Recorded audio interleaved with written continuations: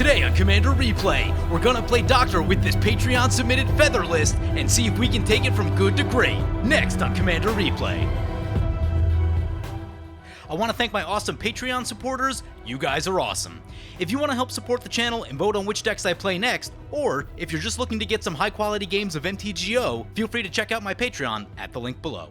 Welcome back, everyone. Today we're going to be looking at this Feather the Redeemed Storm build submitted by Patreon supporter Jared. He asked me what changes I thought I would make to the deck after playing the deck one time in the last video. Also, I recommend checking out the gameplay video first. That way you have a greater context of the changes that I'm making to the deck and why they're important. But overall, I think the deck is in pretty good shape, but there are some things that we can definitely improve upon, so that's what we're going to be doing today. Generally speaking, I'm going to try to keep his core deck concept intact. So it won't be a wholesale change of the deck. Also, he mentioned that he is a paper player, so we'll also be trying to make considerations for what things cost in paper, since that can matter when you're talking about paper builds. But anyway, yeah, we're going to go through 4 or 5 different things that I think we can fix up in this deck, and let's get into it.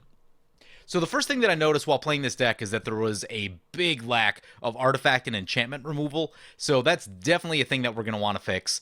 So my favorite cards are Wear Tear, Crush Contraband, Return to Dust. If your meta's a little bit faster and you don't always have 4 mana, then something like Disenchant is pretty good. And I also like to back those up with Austere Command and Hour of Evolution. And running all of those in a deck, I find that artifacts and enchantments are not a problem for me. I can just blow them up at will, and you can get rid of the really problematic ones without really having any difficulty. So that's a thing that I definitely like to do.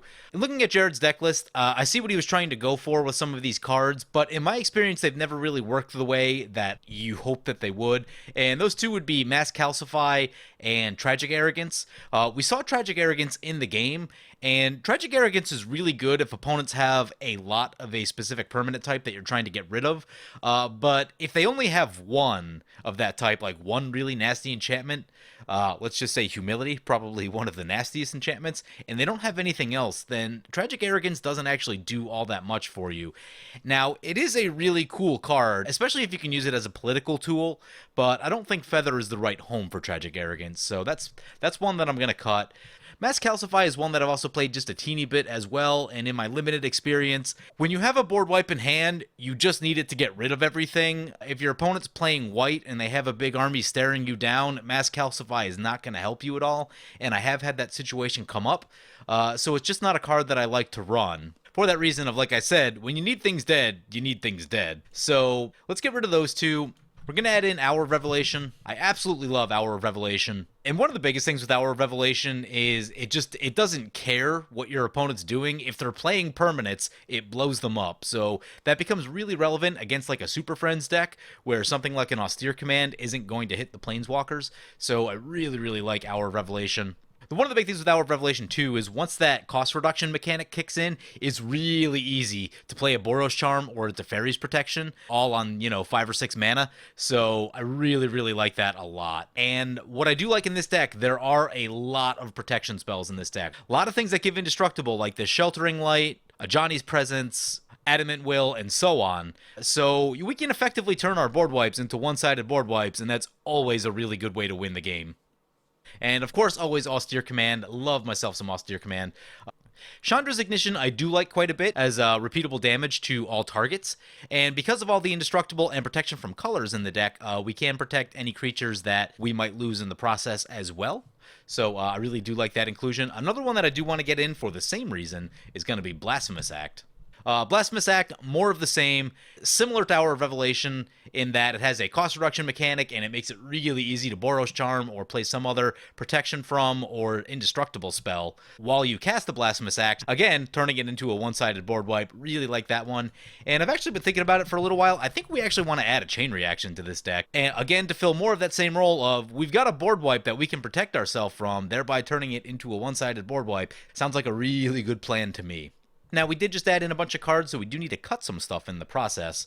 And here's a few things that I'm going to get rid of. There is this Avacyn Archangel in the deck, and I've been thinking about this one. I'm just not in love with it. Feather tends to be very mana hungry, so holding up 5 open mana just seems like a lot. And Archangel Avacyn, it is cool in that it gives our stuff indestructible, which I do like. It is also just a 4/4 flash flyer with vigilance, pretty cool as well. But I think controlling that dice trigger is going to be kind of an issue. There's only a handful of things in the deck that would actually cause cause it to transform, but then if it does, we may lose our young Pyromancer, we may lose some of our better pieces, so I don't know, I'm not really sold on Archangel Avacyn. I haven't tried it in the deck, and that's a thing that I'd like to do at some point. I mean, maybe it's better than I'm giving it credit for, but for now, I'm going to delete this one with the caveat, I haven't actually had a chance to resolve this one in the deck, so, you know, if it's working well, maybe keep it, but if not, I'd get rid of it. So we'll get rid of that. I am going to get rid of this Akroma's Vengeance. It's basically another Hour of Revelation type effect. The cycling I don't care so much about. I'd rather have Hour of Revelation for the cost reduction over the cycling, honestly. Also, Hour of Revelation does hit Planeswalkers, which can be very relevant, especially given how popular Atraxa is as a commander. So that leaves us with 5 board wipes right there, plus an Elspeth, so that's sort of like 5.5. I would not be upset to add an additional board wipe into the deck, especially if you're going into a creature-heavy meta. Even something as simple as a Wrath of God or a Day of Judgment. Those are cheap enough that you can still get your Boros Charms and other protection effects down. Also wouldn't say no to a Fumigate. That life gain can be pretty helpful at times as well. But the main reason that we're going to get rid of Akroma's Vengeance is that we are going to add in a bunch of spot removal, which will also help getting rid of the artifacts and enchantments that we don't want our opponents to have. So like I talked about, we're going to want to get Wear Tear into the deck, we're going to want to get a Crush Contraband into the deck, and we're going to want to get a Return to Dust into the deck. And once you combine Wear Tear, Return to Dust, Crush Contraband with Austere Command and Hour of Revelation, like I said, artifacts and enchantments should no longer be a problem for you. We do need to get rid of some stuff to make room for those. Soul's Fire isn't doing that much for me. Feather's power isn't usually going to be very big in the game. I do like that it's repeatable, but I don't know, for 3 mana, it's just not doing that much for me. It doesn't feel like it really fits in all that well with what the rest of the deck is doing. There's certainly times that could be okay, but I think most of the time it's probably going to be a bit underwhelming. If the deck were more about just going all in on Feather and playing a bunch of pump spells, then I would certainly say yes to the Soul's Fire, but I'm just feeling like it's not the right home for this particular deck. Psychotic Fury is another one that I'm kind of like meh on. Again, we're not going all in on Feather. Feather's power actually isn't going to be very impressive most of the time, again, unless there's a Sunforger involved. So Psychotic Fury, I think we can live without.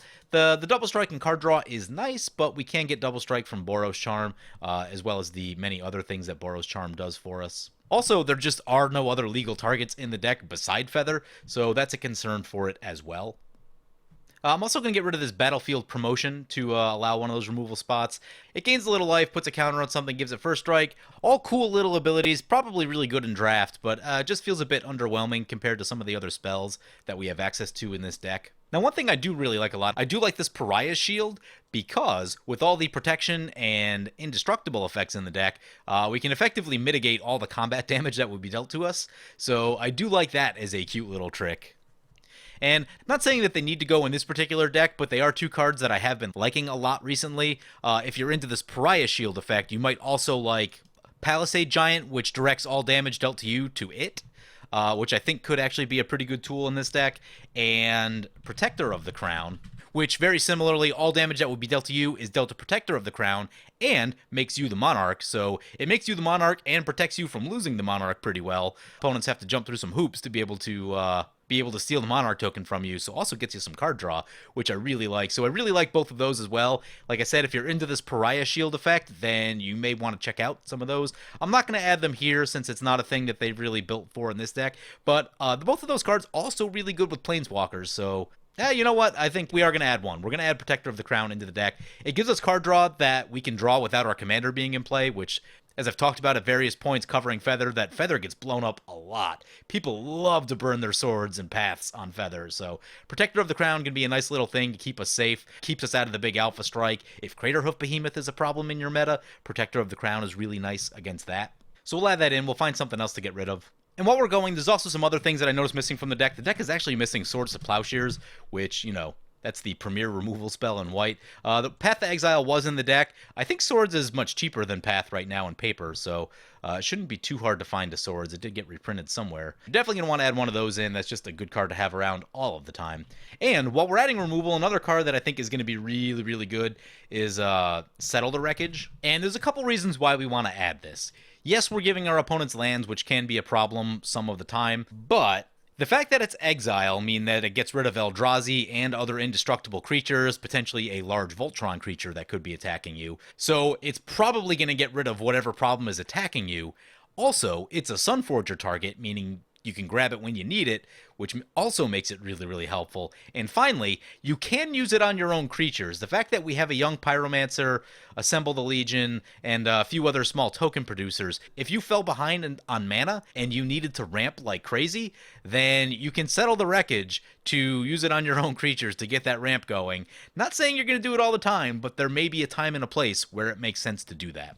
One card that I forgot to talk about while I was adding removal in is Reckless Rage. This is a seriously good piece of removal for this deck because it's repeatable 4 damage to a target on 1 mana, and it's an instant. You could potentially fire this off on each of your opponent's turns, and it's just really, really good. It's an absolute must-have in Feather. 4 damage kills a lot of commanders, especially if the people in your group like their lower-costed, more value-based commanders. This is going to hose most of them. But even if not, there's still so many other creatures at 4 toughness or less worth shooting. Things like Oracle of Moldiah, Seedborn Muse, stuff like that can really cause problems as the game goes on. Reckless Rage is a fantastic source of repeatable removal. And one other piece of removal, it's not repeatable in this deck, but I really just like it a lot, is Volcanic Offering. You could potentially slot this in over one of the other pieces of spot removal. What makes it really, really good is the fact that it can blow up lands and doesn't cost you a land in the same way that like Strip Mine, Tectonic Edge, or Ghost Quarter does. And I really, really like it for that. As well as blowing up probably the 2 biggest creatures on boards for your opponent. It's just really, really good. I know it's a little pricey at 5, but I've been very happy with the way that Volcanic Offering has been playing out. So I didn't include it here, but it's definitely one worth looking at, and especially if your opponents play problematic lands. So moving on from there, the next thing we're going to take a look at is our ramp and mana production. I counted about 10 pieces of mana ramp, acceleration, or cost reduction in the deck. So that's actually in pretty good shape. The one thing I do want to see more Tithe, Gift of Estates type of effects in the deck. Tithe, unfortunately, is almost up to about $20 right now. If you can afford it, add it in. It's one of those, like, it's a great card, and I definitely recommend it, but I'm not going to add it here just because it's a lot of money to turn 1 card into 2 lands. Armillary Sphere is a much budget-friendlier option for the same thing. It's obviously much more mana-intense than Tithe is. So if you're on no budget, definitely add a Tithe in. But if you're on a budget, then Gift of Estates is a fantastic budget replacement for Tithe. It's not an instant, sadly, but it does get you 3 planes. They do not have to be basic, so you can grab your Mistveil planes. You can also grab your dual lands as well. And you're going to put 3 lands into your hand, and I just love this because, like the game we just played, we went to turn 19. If we had cast a Gift of Estates in there somewhere, we would have had 3 more lands throughout the game, which thins our deck a little bit, and also gives us a lot more resources to be able to work through the later parts of the game. And this deck is very mana hungry. There's probably almost no amount of mana that this deck can't use. So with that being the case, you really just want to make every single land drop. So big fan of Gift of Estates.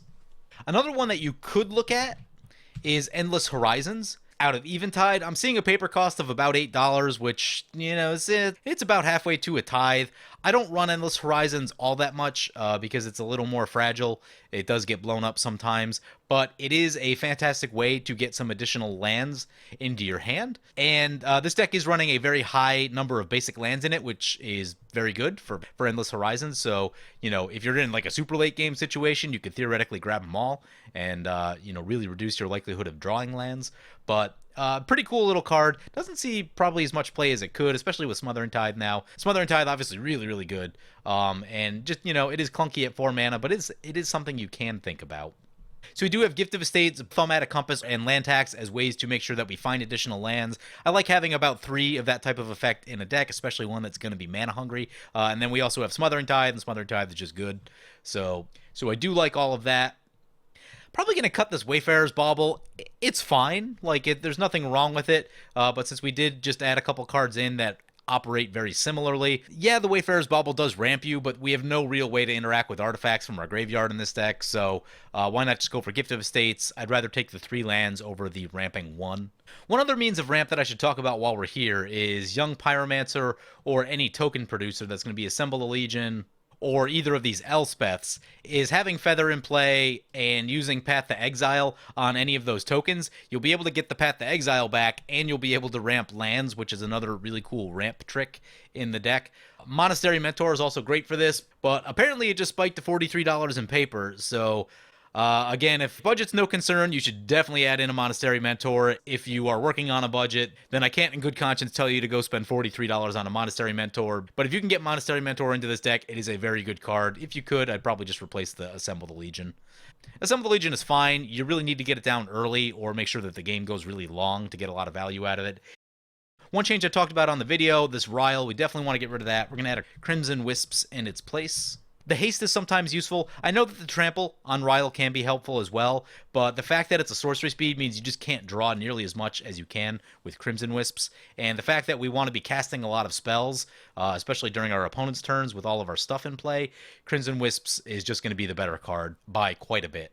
A few other things we want to add into the deck. Champion's Helm is going to be probably one of the best equipments that you can have in this deck because we really need to protect our commander, and it's also going to pump it up, which will make it a more effective attacker or blocker as the game goes longer. So Champion's Helm will be really, really good, protect ourselves from those paths and the swords, and not have to leave mana up every single time to do it. So just a really good card for this deck. I'm also going to add in some Swiftfoot Boots for the same reason. Again, you don't have to leave up mana every single time, plus that haste can be relevant. If the board gets wiped, you do lose your commander for some reason, then you recast Feather and put some boots on it. Maybe there's a Planeswalker hanging out that you can blast for 3. So yeah, I mean, I've probably already over-explained the usefulness of Swiftfoot Boots. One card that I'm interested in, I'm not sure if it's going to fit this deck. A lot of the spells seem to be white in nature, is Runaway Steamkin. I just want to talk about it for a second. If there are a few more red spells in the deck, we might want to think about Runaway Steamkin, but it does look like we are pretty heavily white, so we're probably not going to necessarily get the value out of it that we want. But it is something worth considering as part of the ramp package. I do want to add in one more piece of removal to the deck. For a long time, I ran Swords, Path, and a bunch of board wipes in all my Aurelia decks, and I do find that having a third piece of spot removal alongside those board wipes is really, really helpful. In this case, I'm going to go with Darksteel Mutation because it is just a nasty, nasty card. I've been playing in some more competitive metas, and Darksteel Mutation can be really good in those because there are a lot of activated abilities. Things like Selvalas and stuff like that where people try to generate a lot of mana really quickly and may not be running so much in the way of interaction. So Darksteel Mutation can be super nasty. You could also run a Winds of Abandon in this slot. And that's really just more of a preference thing. Winds of Abandon, certainly a very good card as well, but I'm going to choose to go with the Darksteel Mutation right here, just particularly because Feather is flying and we're not looking to do a lot of combat on the ground. Giving opponent an 0-1 indestructible blocker does lead to problems sometimes if you are doing a ground combat kind of thing. So like I said, I do like having that third piece of instant speed spot removal right there.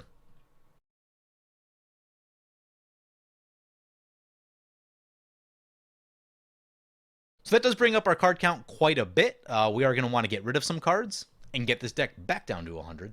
So one card I'm not in love with, I saw Graceful Reprieve. When target creature dies, return that card to the battlefield under its owner's control. Only helpful for protecting your own stuff. I feel like it's just less good than a lot of the other protection-y spells in the deck. Might be helpful for like a Toxic Deluge, which, is hard to protect yourself from. But, yeah, I don't know. This one's just not doing that much for me. Feat of Resistance I'm also not in love with. The +1/+1 counter just doesn't matter that much to me. Protection from colors we can get on a lot of our 1-mana spells. And wherever possible, if you can replace one of these 2-mana spells with a similar 1-mana spell, I would definitely default to the 1-mana spell. Now, some of them aren't replaceable, like Shelter is obviously very good. Protection and the card draw is fantastic. Ephemeral Shield, same sort of thing. The Convoke helps a little, especially if you have enough tokens in play. Actually, let's do this. Let's,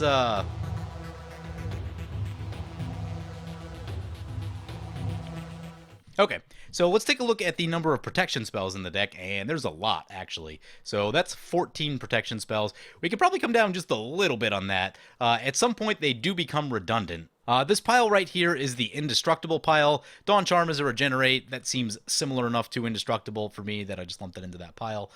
These are the Protection from Colors spells, which can be very good against spot removal. And these two are Exile Until the End Step spells, which are probably some of the best because they get around Mass Bounce, which can be a big problem, things like Cyclonic Rift. So I do really like those. But I think this is an area that we can cut just a little bit in the deck. Apostle's Blessing I do like because of the protection from artifacts bit, and the Phyrexian mana makes it so that it is essentially 1 mana.